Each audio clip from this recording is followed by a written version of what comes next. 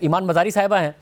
ان کے اوپر ایک پہلے والے معاملے میں ان کو بیل ملتی ہے، دوسری ایف آئی آر ہو جاتی ہے، دوسرے میں جیسے بیل کا ہونے لگتا ہے تو ایک 26 تاریخ کو ایف آئی آر ہوتی ہے، ایک شخص آتا ہے کہ یہ مجھ سے پیسے لینے کے لیے ملتے تھے کیونکہ جلسے ہو سکیں، افواج کے خلاف بات کر سکیں، مگر ایف آئی آر وہ 26 کو کراتا ہے، واقعہ وہ 5 تاریخ کا بتاتا ہے، یعنی 21 دن بعد، اور یہ اسی دن ایف آئی آر ہوتی ہے جس دن بیل اپلیکیشن فکس ہوئی ہوتی ہے ایمان مزاری صاحبہ کی کہ یہاں بیل ہو جائے گی تو دوسرے کیس میں دھر لی جائیں گی۔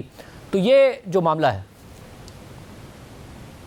دیکھیں شاہزیب بھائی، ایمان مزاری صاحبہ جو ہے وہ ہماری پی ٹی ایم کی قیادت کے ساتھ ایک مذاکرات ہوئے، اور ان مذاکرات کے تحت انہوں نے ترنول میں ایک جلسہ کیا، اور اس جلسے میں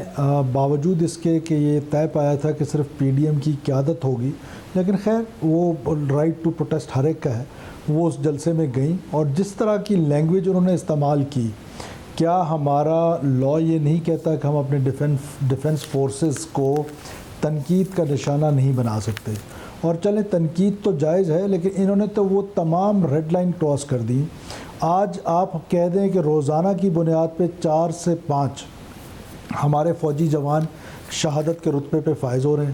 وہ دہشت گردوں کے خلاف ایک جنگ چل رہی ہے، اور ٹی ٹی پی کا اور دہشت گردی کا جو رائز ہے اس ملک میں وہ پچھلے 8 مہینوں میں کوئی 50% ابو ہو چکا ہے۔ اب ایسے ماحول میں جب آپ ان کو ہی دہشت گرد کہیں گے تو یہ تو ایکسیپٹیبل نہیں ہے۔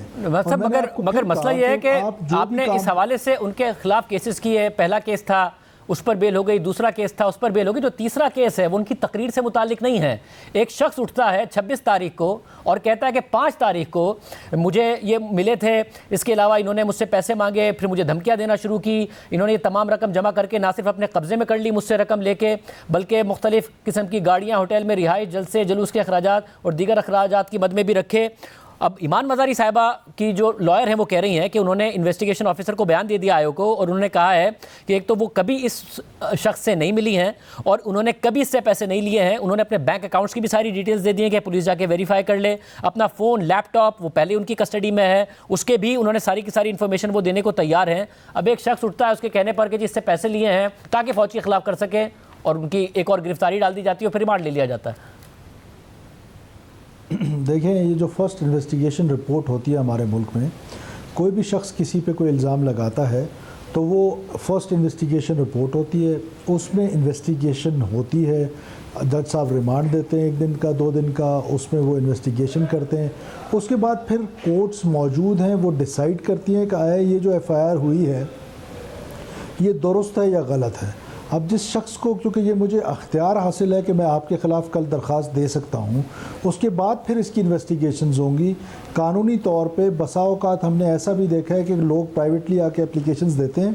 اور پولیس اگر کہیں وہ اس انویسٹیگیشن کو یا اس ایف آئی آر کو چاک نہیں کرتی ہے تو ہماری کورٹس انٹروین کرتی ہے کہ آپ فوراً اس کی ایف آئی آر چاک کریں۔ تو پھر اس شخص سے کتنی، یہ جو شہزاد شاد ہے جس نے یہ انفارمیشن دی ہے، اس پر انویسٹیگیشن ہو رہی ہوگی، یہ جو شہزاد شاد ہے جس نے انفارمیشن دی اور ایف آئی آر کرائی ہے، اس سے کتنی انویسٹیگیشن ہوئی ہے، کہاں کہاں اس کے بینک اکاؤنٹس دیکھے گئے، پیسے کے کیا ایویڈنس دیکھی گئی ہے کہ جی پیسے کی ایویڈنس، یا پھر جو تھریٹ اس کو ملے ہیں وہ کہہ رہا ہے مجھے دھمکیاں دی گئی، کہاں دھمکیاں دی گئی، کون سے موبائل میسیجز، کون سی کالز، کون سی ملاقاتوں کا، پیسے کی ٹرانسفر کا ایویڈنس اس نے دیا ہے؟ دیکھیں ابھی یہ تو پری میچور ہے کچھ کہنا، ابھی انویسٹیگیشنز میں نے آپ کو بتایا کہ ہو رہی ہیں، جو بھی انویسٹیگیشن ہوں گی وہ کورٹ میں پیش کی جائیں گی۔ اگر مزاری صاحبہ بے گناہ ہوں گی، انہوں نے کسی کو دھمکی نہیں دی، پیسے نہیں دیے، تو ان کو ریمیڈی مل جائے گی کورٹ سے۔ یہ فیصلہ تو کورٹ نے کرنا ہے کہ جب مل جائے گی تو کیا پھر ایک اور ایف آئی آر ہو جائے گی؟ کیونکہ عام طور پر خواتین کا جوڈیشل ریمانڈ ہوتا ہے اور وہیں جا کر تحقیقات ان سے کر لی جاتی ہیں، ان کا 3 دن کا فزیکل ریمانڈ دیا گیا ہے، 2 میں بیل ہوئی، تیسرا ہو گیا، تیسرے میں ہوگی تو کیا چوتھا ہو جائے گا اور پھر گرفتار ہو جائیں گی مفتی صاحب؟ کیا یہ جو ہمارے ہاں پاکستان کی جیلوں میں خواتین ہیں ان سب کے ساتھ کوئی ایسی اسپیشل ٹریٹمنٹ ہے کہ وہ جیو کے ٹاپ سلاٹ میں آ کے ان کو ڈسکس کیا جائے فار 10-15 منٹس جو ملزمہ ہیں؟ Of course not. اب معاملہ یہ ہے کہ تو اس کا مطلب یہ ہے کہ آپ مجھے یہ کہہ رہے ہیں کہ میں ان سب کی بھی بات کروں، یا آپ یہ کہہ رہے ہیں کیونکہ اگر ان سب کی بات نہیں ہوئی ہے تو ایمان مزاری کی بھی نہیں بات کروں؟ نہیں، دیٹ از یور چوائس، آپ جس کی بھی بات کریں، میں کون ہوتا ہوں؟ پھر میں جس کی بات کر رہا ہوں آپ ان کا جواب دے دیں، ورنہ جو دوسری بھی ہیں جن کے ساتھ بھی ایمان مزاری والا سلوک ہو رہا ہے ان کو بھی ریلیف دے دیں۔